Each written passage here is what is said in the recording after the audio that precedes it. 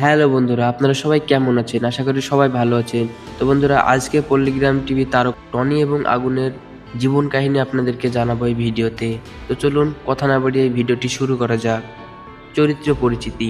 এই দুই অভিনেতা একই চ্যানেলে কাজ করলেও তাদের দৃষ্টিভঙ্গি ও লাইফস্টাইল আলাদা। টনি স্বপ্নবাজ ইমোশনাল হিরো, জন্ম ও বেড়ে ওঠা ছোট্ট একটি গ্রামে জন্ম, পরিবারে মা বাবা এবং ছোট্ট বোন। ছোটবেলা থেকেই অভিনয়ের নেশা। ক্যারিয়ার শুরু। টনি 2019 সালে পল্লিগ্রাম টিভিতে যোগদান করেন। প্রথম ভিডিওতেই দর্শকদের নজর কেড়ে নিয়েছিলেন। ভিলেন থেকে হিরো। টনির স্বপ্ন গ্রামের যুবকদের নিয়ে বড় মাপের একটি স্টুডিও বানানো। অভিনয়কে পেশা মনে করে না, অভিনয়কে তার দায়িত্ব মনে করেন। অন্যদিকে আগুন, নামেও আগুন কাজেও আগুন। আগুনের জীবন সংগ্রাম। শহরের বস্তি থেকে উঠে আসা একটি ছেলে অভিনয়ের দ্বারাই আজকে ভাইরাল। অভিনয়ের জন্য অনেক অপমান সহ্য করতে হয়েছে তাকে। প্রতিটি সাফল্য তার যুদ্ধের ফল।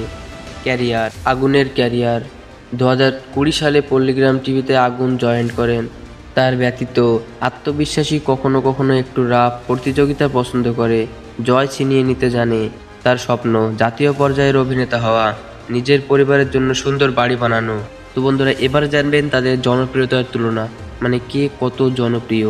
তো টনি আবেগপ্রবণ পারিবারিক গল্প, আগুন অ্যাকশন কমেডি, তরুণ যুব সমাজ।